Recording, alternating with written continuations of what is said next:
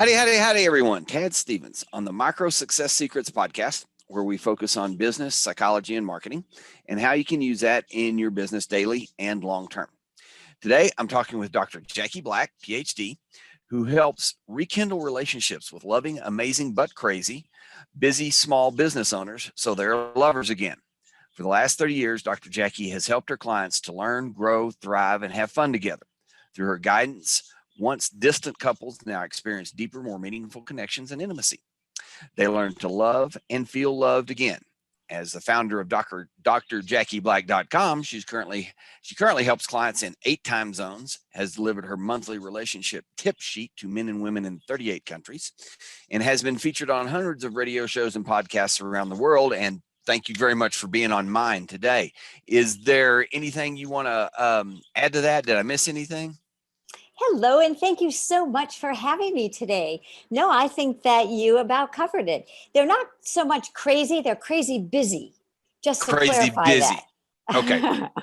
Yeah, crazy busy. And I also work with C-suite couples. You know, sometimes life gets very busy, life gets in the way of love. Things become transactional and relational, and we forget how to focus on our heart-centered relationships with the most important people in our life. So that's what I do. Excellent. And one of the reasons I'm really excited about talking to you today is in another way, the way I look at that is we forget what we are. We're not a business robot. But we become that. You get your head down and you just, forget a lot of things, not meaning to, I believe. Anyway, let's get going. You've had experience, you've been down some roads, you've seen some things.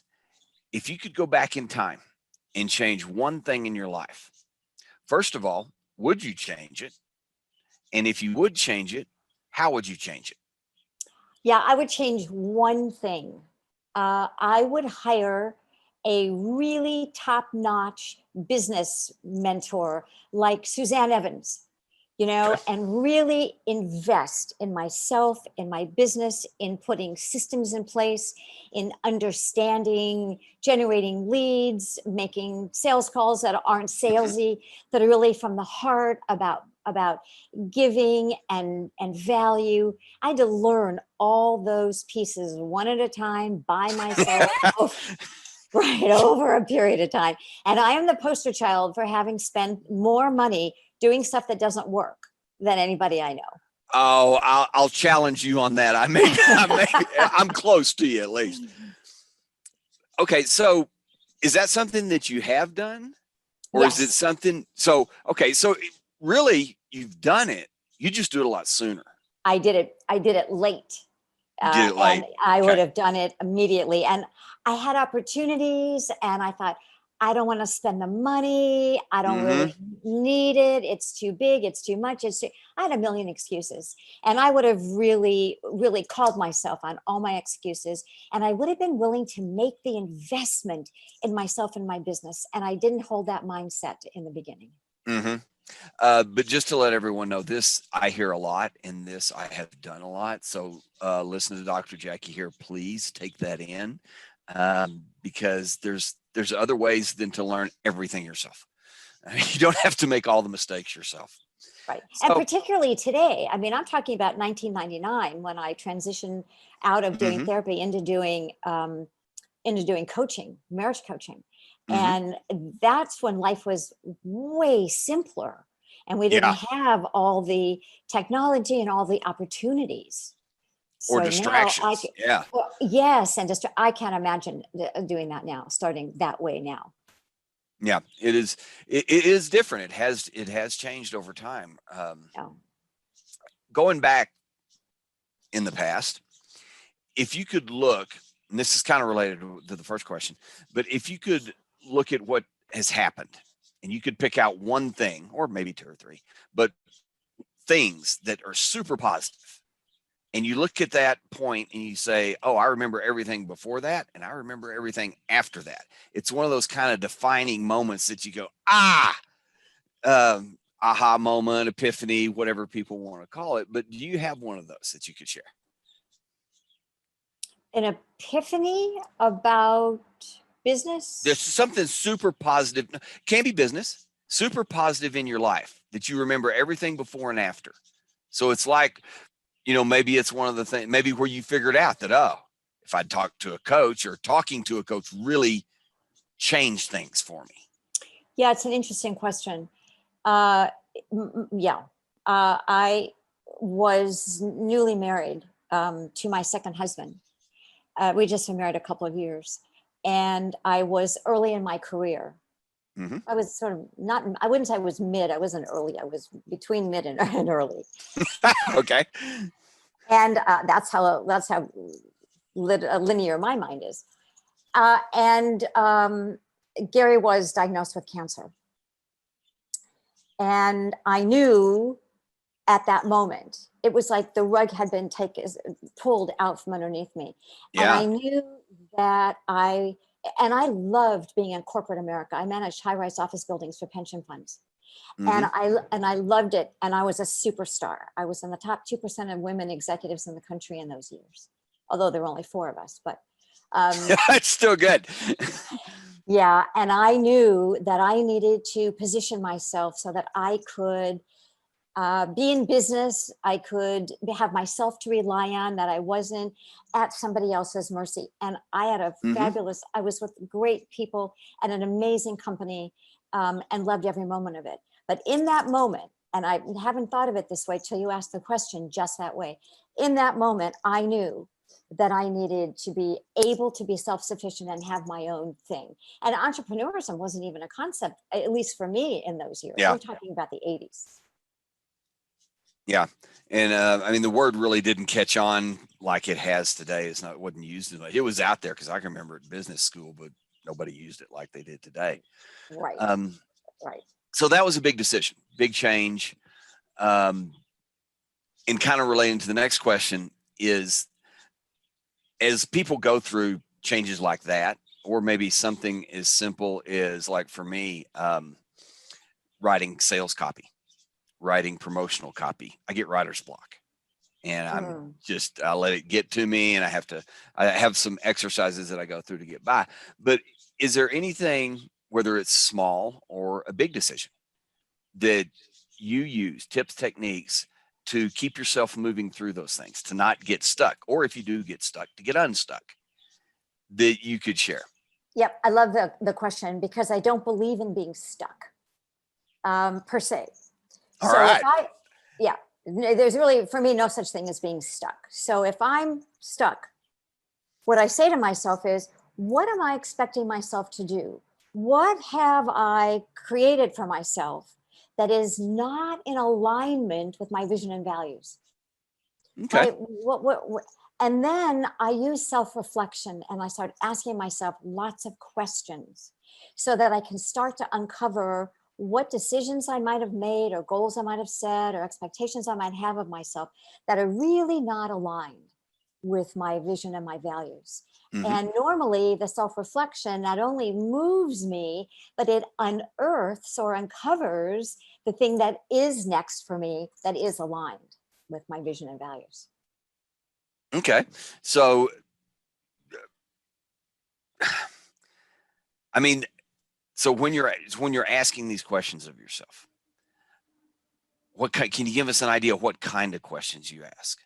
Yes. Like, so I'll first say to myself, maybe I'm not in alignment with my vision or my values. Is there something here that I've set up that isn't a good fit, that isn't quite matching yet? That's generally my first question. okay. If I could wave a magic wand and do this thing any way I wanted to do it, how would I do it? Okay, so you don't look at And what the thing is first. You look at what the result, once you get past the thing. Exactly. Okay. Or if I want to write about something, and I'm saying, so I want to write this article about X, and what's getting in my way? What's stopping me? That's another really good question. What's stopping me right now? And normally the thing that's stopping me is the angle I've taken, or something else is more pressing that I really want to talk about, or the article, there's something wrong, or some shift or change that I need to make, including deciding not to write it and to write about something else. Yeah. Yes. Okay. So, and this is kind of a wrap up type question that I try to pull everything together, is if you lost your business today, I don't know, technology changed, maybe government regulation comes in and says Dr. Jackie Black can't do that anymore. You had to do something, maybe not different, but you had to start over. The old start over question. What would you do to start over? I would call former clients and current clients and let them know what was going on that had caused me to need to do things differently, and ask how I could serve them differently. And I would look through my LinkedIn. I've actually done this years ago. I would look through my LinkedIn and I would pull up 10 people, and you're on that list, and call them and brainstorm. I let myself complain a little bit, be upset a little bit, and brainstorm with 10 very select people in my network who I know I already have good relationships with, who know me, Okay. like me, and trust me. Because I was going to ask, what if you didn't have clients? And then you went into the LinkedIn idea, which is a great idea, by the way. Yep. And it is, I mean, it is, how would I guess the way I'm looking at it, it's kind of an old school referral type, meet, build a relationship, but you're doing it online. You're doing it on LinkedIn. And Exactly. even if you didn't have those connections, what I've seen and I've done is you could go out and find 10 people that you're not connected with and start a relationship. And I don't mean go out and pitch them on your offer. No, I don't mean that at all. I mean, actually connect with them and build a relationship, and then just keep doing that. So that is a great idea. I would be way less likely to do that than I would to depend on the business relationships that I've made over the years. I knew somehow as a young woman in business that relationships was what it was all about. See, I And didn't. I wished I'd met you 30 years ago and you told me that. yeah, I understood that business was about relationships, and that it was really about people. And so I would lean on some of the relationships along. I've been in business a long time. Some of those long time relationships, even people that I didn't know well, but that we've been around each other long enough that I would trust their feedback. I trust questions they might ask me to help me sort where I was and where I was going. Great questions. One of the all-time best interviews I've ever had. Well, thank you. I really appreciate that. Yeah. And really thank you for taking the time and for sharing everything that you did today.